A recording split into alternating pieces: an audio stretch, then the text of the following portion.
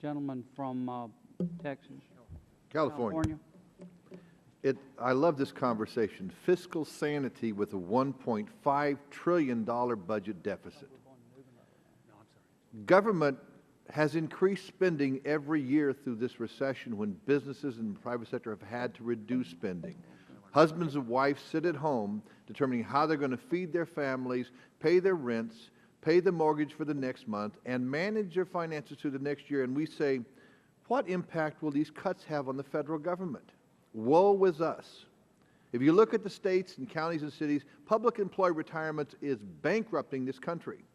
And we're more concerned about how these impacts might impact the federal government, these cuts might, is a ridiculous argument. We need to be competitive globally. And for us to do that, we have to stop mandating the private sector. We've got to let the business community know and understand that we're not going to continue to mandate them tomorrow and steal the money from them tomorrow to make us be able to do what we want to do today. We're trying to compete with India and China. They've got great ideas. They're going to grow jobs in their country. And we've got EPA closing down the harbor in Long Beach in LA, and the Mexicans building one in Mexico because regulation in California is driving them out of California.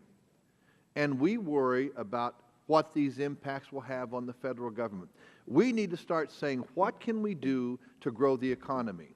And just based on a basic money multiplier, every time we take a dollar out of the private sector, that's going to impact the growth of this economy. We cannot continue to take from the government and think we're creating jobs. No, we're hiring government employees. And what are we producing in the economy? More paperwork.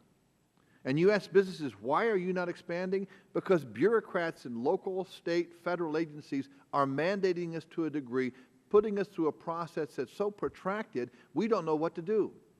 I got a call from a dairy 2 weeks ago. They use a product on their floor that says, if you use a product, just notify everybody. You can use up to 10 pounds if you want to without any notification. You can use 500 pounds if you want to and just notify everybody. They use 30 pounds. It didn't impact police fire, but they forgot to notify one agency. So they were fined by EPA $182,000 because they forgot to send a letter. Now, what does that do to grow the economy? Nothing. And some of our witnesses today have talked about reducing spending, controlling regulation, reducing regulatory uncertainty. Basically, Dodd-Frank creates a tremendous amount of that. Reducing the size of the federal balance sheet and keeping inflation in check. Those are great. None of that has to do with the impact on the federal government because we don't tax enough. But what we're doing, based on the testimony I've heard today, is ruining this economy. We cannot continue to spend money we don't have, and then the President gives a speech, well, the top 2% are just going to have to pay more of their fair share. Look at how much they're paying. And every time we take more of their fair share, we hurt jobs in this country, because those are the people providing the jobs. So if we're going to be globally competitive, we need to make sure regulation's in check and not burdening the American companies that have to compete with China and India. Now, we say China, you can't even own property in China. If you want to build a building, the government's going to own your property. You're going to build a building, they're going to be joint venture partners with you. I've had 3 people from my community that had been held in China and had their passports taken from them because they owed a business in China some money. And it was a contractual dispute, did not go to court, but the Chinese government said, until you pay the money, you're not leaving our country. Now, that's a great democracy, and we're having to compete with them. They're also fixing their currency based on ours, so we cannot be competitive. We need to change the direction of this country. We need to stop looking to get into people's pockets and start protecting the American people. We need to say, we are not going to regulate you to death. We are not going to tax you to death. We're going to create an environment that we cannot guarantee success, but you have an opportunity to succeed. And we're doing quite the opposite. So would you like to answer my question?